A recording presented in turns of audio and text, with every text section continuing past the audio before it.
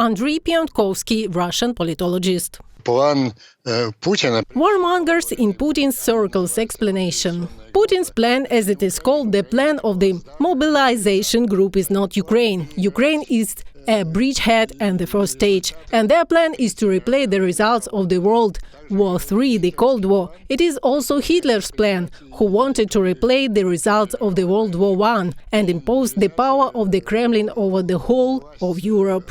For the first time, they expressed it in its very ultimatum. It also says, pack your things and get out. It is Mr. Ryabkov who is addressing NATO, and NATO is 14 states addressing the peoples and leaders of all these states.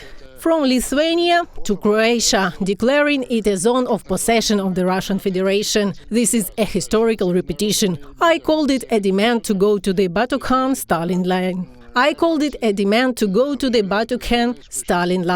Moscovia was then Tsarist Russia and now Putin. This line was twice in 1245. This is the maximum line of advance of Batukhan, and in 1945, after 700 years, this is the maximum line of advance of Stalin. This is what this group is trying to achieve, and its ideology soul, if you like, if you can apply this word to this character, is Nikolai Patrushev. He is the main ideologist for changing the military doctrine of the Russian Federation. For 10 years, he sought to introduce a provision that Russia is ready to use nuclear weapons even in regional and local conflicts.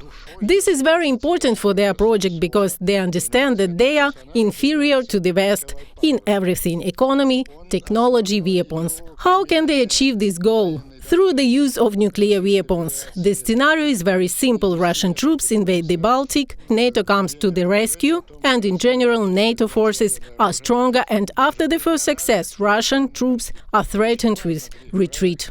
At this point, Putin declares that I will launch a limited nuclear strike. This is not Armageddon, not a blow to the United States, and retaliatory blow to Russia. I will strike at a NATO force grouping or at one of the European cities. The West will get scared and retreat.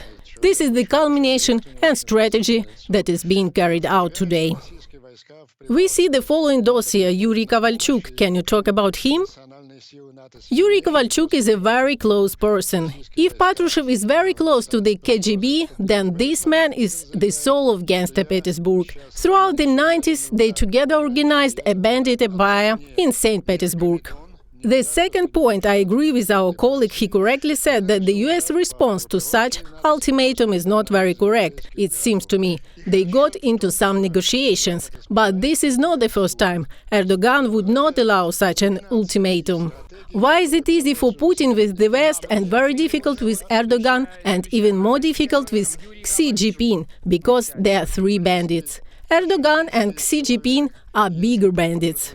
And it is very easy for such a criminal of a smaller scale to behave with an intellectual in the head.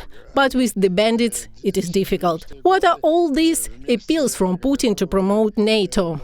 Even Azerbaijan is already a member of NATO, and in the city of Shusha, Erdogan and Aliyev signed a declaration on the unification of Azerbaijani and Turkish armies. There is no Azerbaijani army, there is a common Turkish-Azerbaijani army stationed in the foothills of the Caucasus and in the Caspian.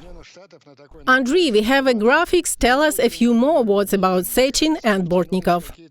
Each has its own origin. Sechin, firstly, is the same partner in Gangster Petersburg. He was just such a secretary of Putin and oil affairs. All oil business, Khodorkovsky arrest, is the purse of this group.